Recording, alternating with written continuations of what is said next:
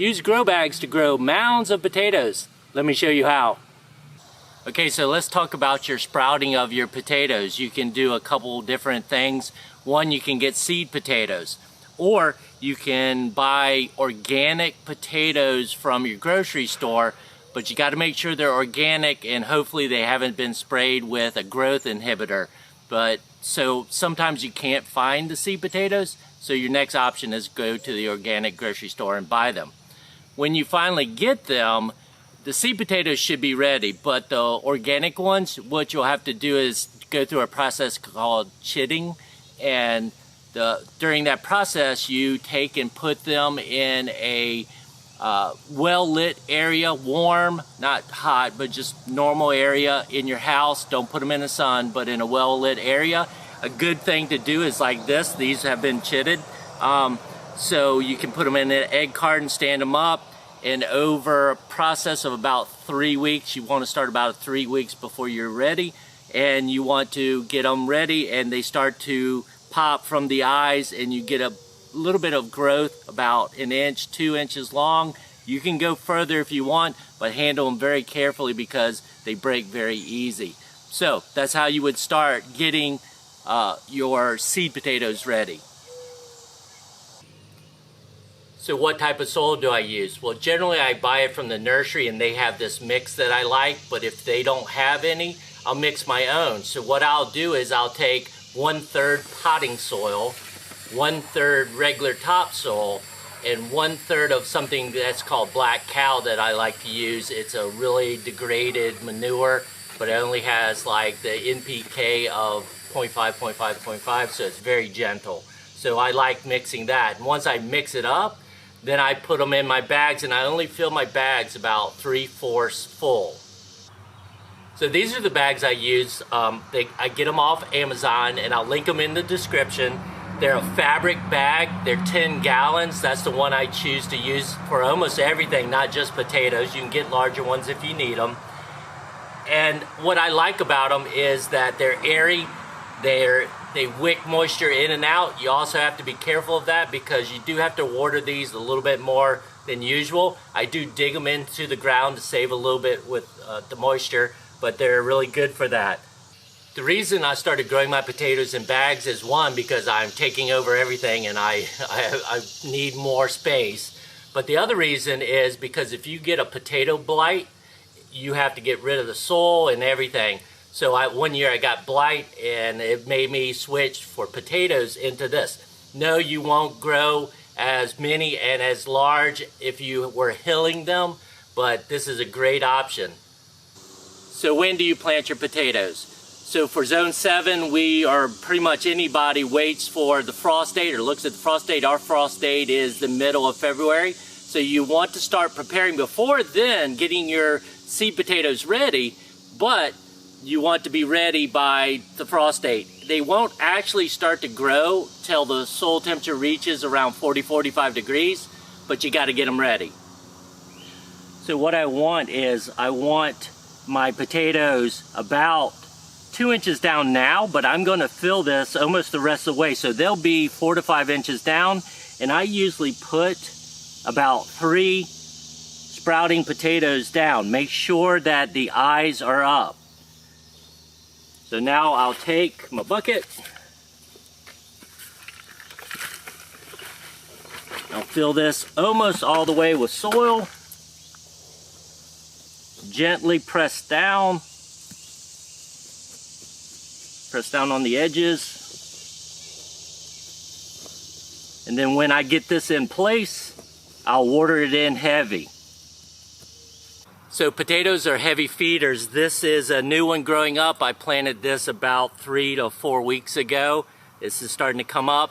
You want to use fertilizer about every 2 weeks, but the big thing is that you want to use a tomato fertilizer, because if you use regular like 10-10-10, what will happen is you'll get great foliage, beautiful looking plant, but that will affect your tubers. Your tubers won't grow as big. So use tomato fertilizer on this to feed it about every 2 weeks. So how long will it take for these potatoes to be ready? Well, this one's about 3 months old. It's still growing pretty well. the easiest way for you to tell is that you take and wait for actually the plant to die. And once the plant starts dying or starts all yellowing, then you can start to harvest them. But you don't have to do it then. Just if you harvest earlier, the potatoes are going to be smaller. So what I do is I grow so many of these, and we love fresh potatoes. What I do is I just start, once they get to a certain size, say 2 to 2.5 or 3 months in, then I start harvesting a bag, like 1 per week. So it just depends. So one thing I do with the bags is I dig it in about 2 to 3 inches because that conserves moisture, and that's one of the only drawbacks with these bags that I see, is that they wick moisture away pretty quickly because they're out and above the ground. But if you dig it in, that solves that problem. So you can see here where I dug it in a little bit, and we should be good.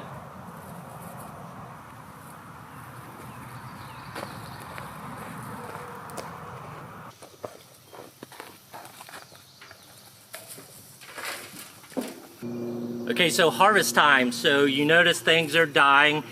I'm probably harvesting just a little bit early, but that's okay because we want potatoes. So first thing you would do is clear all this out, all your vegetation.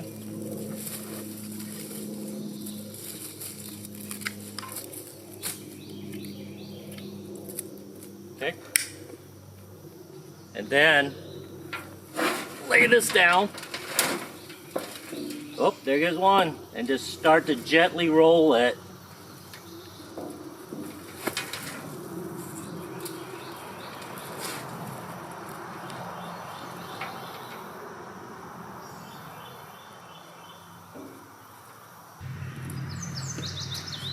So it looks like we got a ton in here. And so I'm gonna go ahead and finish this, and then I'll be right back and show you what we got.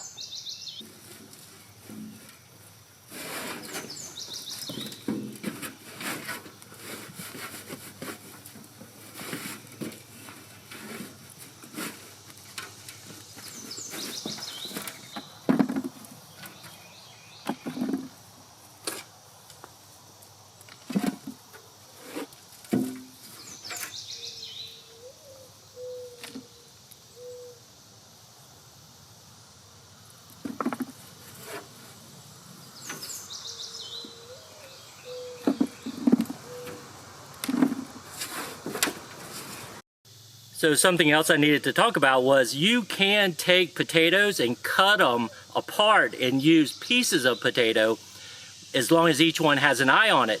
But I choose to use whole little potatoes because you notice this all grew off of this one and it used every bit of nutrients from it. Now you just have the skin. So that's just my preference, that I like to use little whole potatoes versus cut up pieces, but they both will work. So the final step to harvesting is that you need to harden over your potatoes. You don't if you're going to eat them right away. Like most of these we'll eat right away, so we don't need to harden them because we're not going to store them. But you have to go through the hardening process. So one thing is, when you're harvesting, don't use a pitchfork. Dig gently through because the skins are very soft. The first thing you should do is leave them alone. For the first hour, kind of spread them out, but let them just harden off because the skin is very soft, and if you nick the skin, or if you happen when you're digging, you marked them up, go ahead and use those right away because they will rot. Say we're going to harden these off. First thing you need to do is kind of gently wipe them off. Be careful of the skin again. You just want to knock a little bit of the soil off, but you don't want to rub hard, and you definitely don't want to wash it. So once you've let them set, you've wiped them off, the next step for you to do is to put them in the house or somewhere where it's about 55 to 65 degrees. If you can do that, it needs to have high humidity and it needs to be out of the sun in a dark place. So that should harden them off. The next thing you need to do is store them. You definitely want a cooler place. If you can find a place like a root cellar or a place in the garage or someplace that's 35 to 45 degrees, that's the best temperature. They will not grow sprouts or anything like that if you store them in that type of temperature. But if you do get them right, if you do clean them off and you have them set and they're hardened, they should last for up to 8 months. Another thing you need when you're storing them like that is good circulation for both when they're hardening and after they're stored. You want good ventilation. So, you know, put them on a rack, something like that. Some people wrap them up in individual pieces of paper. That's up to you, but that's how you harden them off. So that's the whole growing process of planting potatoes in growing bags. I hope you enjoyed it. I'm Papa Ridge. Have a great day. Hey, if you liked the video, check out some of these.